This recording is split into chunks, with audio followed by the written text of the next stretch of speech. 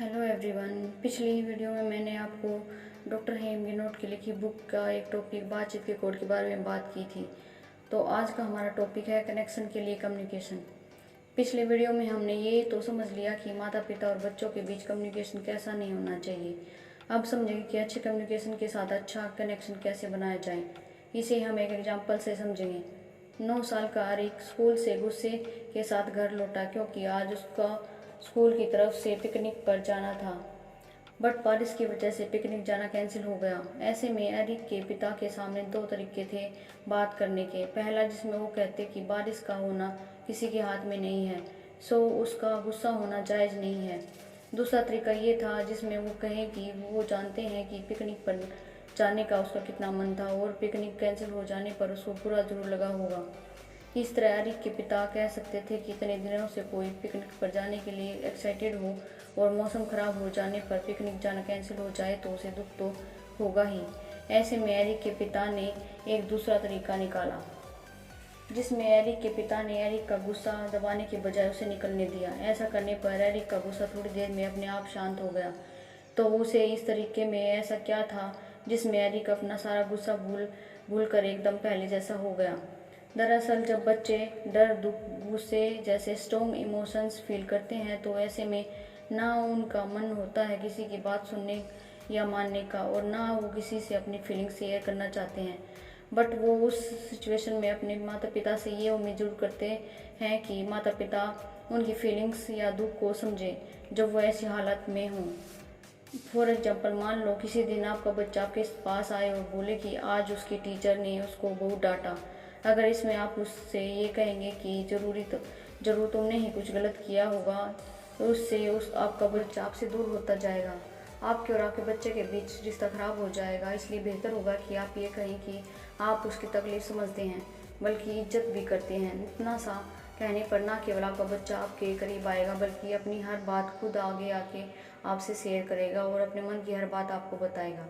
अब बात करते हैं 8 साल की अनीता की, जो गुस्से में घर आती है स्कूल से। उसकी माँ उसको कहती है कि क्या वो अपनी प्रॉब्लम उससे शेयर करेगी।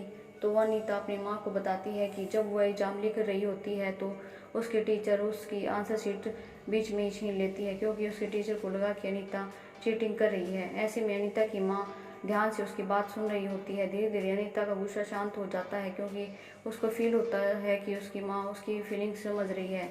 बस थोड़े से प्यार व अंडरस्टैंडिंग की वजह से अनीता नॉर्मल हो गई। अब हम बात करेंगे 9 साल के जेफरी की, जो स्कूल से बहुत उदास और परेशान सा घर आया। उसने घर आकर बताया कि उसके टीचर ने आज उसका दिन बहुत ही मुश्किल बना दिया था। जब उसकी माँ ने उस कारण पूछा तो उसने बताया कि दरअसल लाइब्रेरी में कुछ बच्चे शोर कर रहे थे। जब टीचर ने पूछा कि लाइब्रेरी में कौन शोर कर रहा था तो किसी ने कुछ नहीं बताया, तो पूरी क्लास को पनिशमेंट मिली। फिर जेफरी ने टीचर को कहा कि लाइब्रेरी में शोर मचाने वालों के बारे में पता करने में वो उनकी मदद करेगा।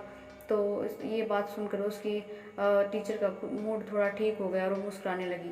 ये सुनकर जेफरी की माँ ने उसकी बहुत तारीफ़ की कि बहुत समझदारी के साथ उसने सारी सिचुएशन को हैंडल किया। तो देखा आपने कि ध्यान से बच्चों की बात सुनना और उनकी फीलिंग्स की कदर करना, उनके थॉट को समझने की कोशिश करने से बच्चे खुद को माता पिता से दूर दूर नहीं समझते। लेकिन आप अपने बच्चे के तब तक करीब नहीं आ सकते जब तक आप उनकी फीलिंग्स को ठीक से नहीं समझ लेते और अच्छे से नहीं सुनते। सो बच्चे की फीलिंग्स जानने की और समझने के लिए उन्हें ऑब्जर्व करना और उनकी बातों को ध्यान से सुनना बहुत ज़रूरी है। इसमें आपकी मदद आपके अंदर बैठा बच्चा कर सकता है। जब भी आपने बच्चे को समझने में मुश्किल लगे तो आप अपने बचपन के दिनों को याद करके सोचे जब आप कोई गलती करते थे और आप तरह तरह की बातें सोचते थे पर कोई आपकी फीलिंग समझ नहीं पाता था। तो आपने बच्चे की जगह खुद को रख कर सोचने से आप बच्चे की फीलिंग और तकलीफ को आसानी से समझ सकेंगे। एक बार आपने ये समझ लिया कि बचपन में आप जो उम्मीद अपने पेरेंट्स से करते थे आज वही उम्मीद आपके बच्चे आपसे करते हैं।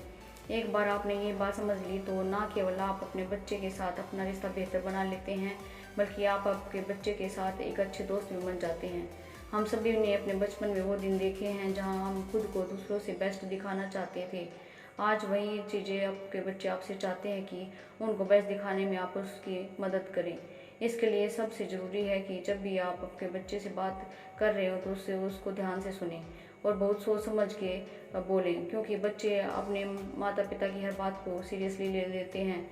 अगर कोई बात आप अपने बच्चे से उदास या गुस्से के मूड में यूं ही बोल देते हैं तो वो बात भी आपके बच्चे के दिमाग पर काफ़ी गहरा असर छोड़ देती है। बच्चे गुस्से में कही बात या शांत दिमाग से कही बात में फ़र्क नहीं समझ पाते, इसलिए आपके बच्चे आपकी कही गई बात का कोई गलत मतलब निकाल कर उनको सच मान लेंगे। सो बच्चों के साथ बात करते वक्त इसी चीज़ का खास ध्यान रखें। सो नेक्स्ट वीडियो में हम इस बारे में बात करेंगे कि बच्चों से बात करते टाइम किस बात का ध्यान रखना चाहिए।